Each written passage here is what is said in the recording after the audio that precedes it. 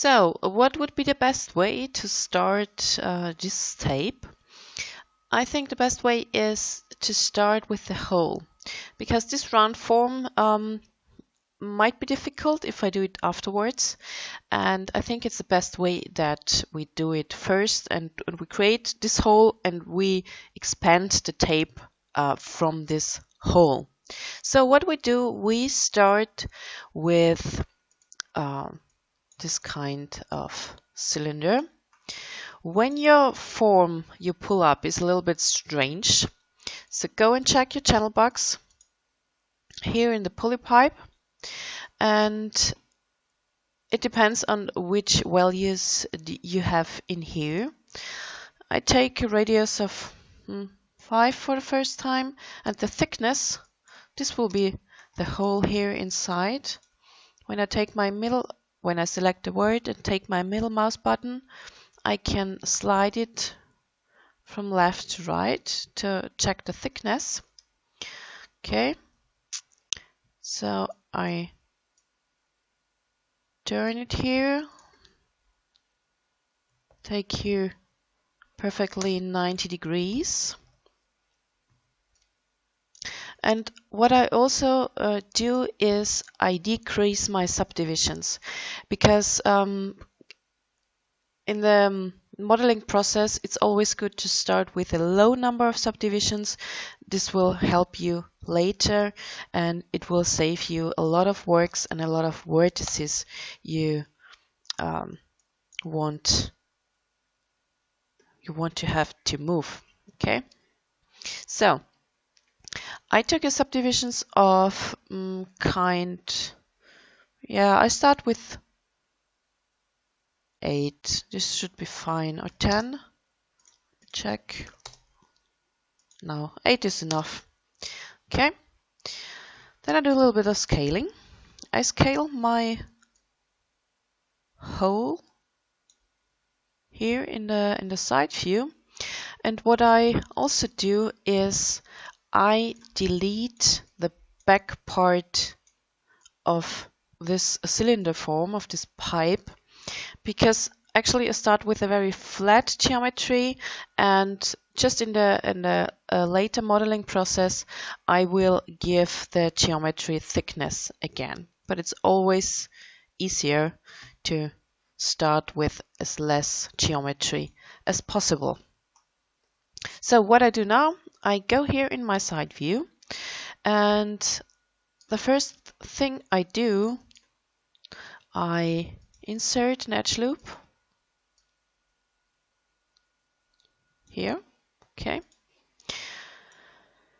and I will also do an extrusion, and I don't know if I've showed you any time before. You can extrude faces, you know that, but you also can extrude edges. So I take double click this outer edge and go here to my extrude symbol and take my arrow and push this outwards. And now I start pulling my vertices. So now I try to get in shape a little bit. Just check here. Just a rough definition of this tape.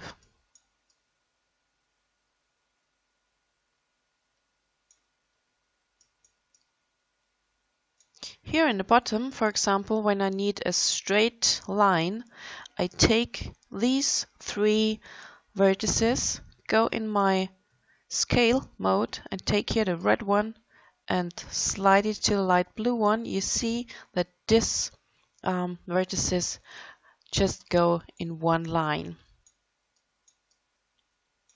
Okay, just a rough one. It's fully fine for the beginning. And then I do another extrusion here with this side. Do another extrude. Take my arrow, push it a little bit outwards. Do it again. Push it outwards again. go to my side view, take this vertex, move it a little bit, and then take this edge, do another extrusion, push it up, check here the vertex. Okay. Of course, this photo isn't a perfect side view, but it should be enough for modeling. So, not too bad actually. I might start with adding some more detail, but on the first time I will save my scene. Save scene as. I do, of course, the steps. You also should do this once in a while. Tape 2, save as. Continue. Hi guys, this will be my second tutorial, and I'm very sorry that I will keep this tutorial in English. I hope you will understand everything. You know, I'm not perfect in speaking English, but I also want to train my English, and it should also be a support for you. So today we will do the, in Austrian, so-called Dixo. In English it's called adhesive tape. I will call this part, of course, just tape in the next minutes. I just prepared some image planes for you, and here I started in Photoshop, where I just check that the sizes of my taken photos have nearly the same size here, and this will help me 3D modeling. I took the back and the side view as well. Okay, and you find this, of course, in your folder on the server. So I prepared these images for you. You can use them already in Maya. So we switch to Maya. We have already a project, and so I just go and say File, Set Project.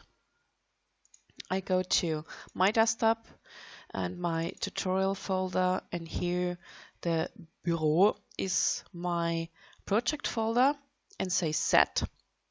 That's the reason why now Maya knows, okay, where I should take my image planes from, because I copied all these image planes in the project folder I created the last time here in the source images folder. Okay. And now when I switch here, for example, to the side view and go to View Image Plane, Import Image, there is my source images folder, and here I get my side view. So just take them in. Here in the top I get my top view, of course, open. And in the front view, image plane, import image, I will, because my front view, it doesn't say too much, I don't see so much in it, I'll take the back view instead. Okay, open. So here I check in this view, is everything's fine? No, it isn't. So I have to turn my top view 90 degrees. So I take it on the purple border, and I rotate it. Check here my channel box. I want to rotate it exactly 90 degrees. And I also check here if the areas nearly meet here and here. It's, you see, my Photoshop work wasn't perfect, but I'm quite happy with it. Okay, that's my top view. And what about my back? Just check it here. On the bottom. Okay, it's not too bad. It meets here and here. It's fine. I put these images to the side. And of course, I don't want to see them in perspective. So you know this hopefully from the last tutorial. I select my image, open my attributes here. It's the second symbol, and say looking through camera. So I just don't want to see it here in perspective again. And then go to File, save my scene as, this will be my tape 1, save as, continue. So now I'm ready for modeling.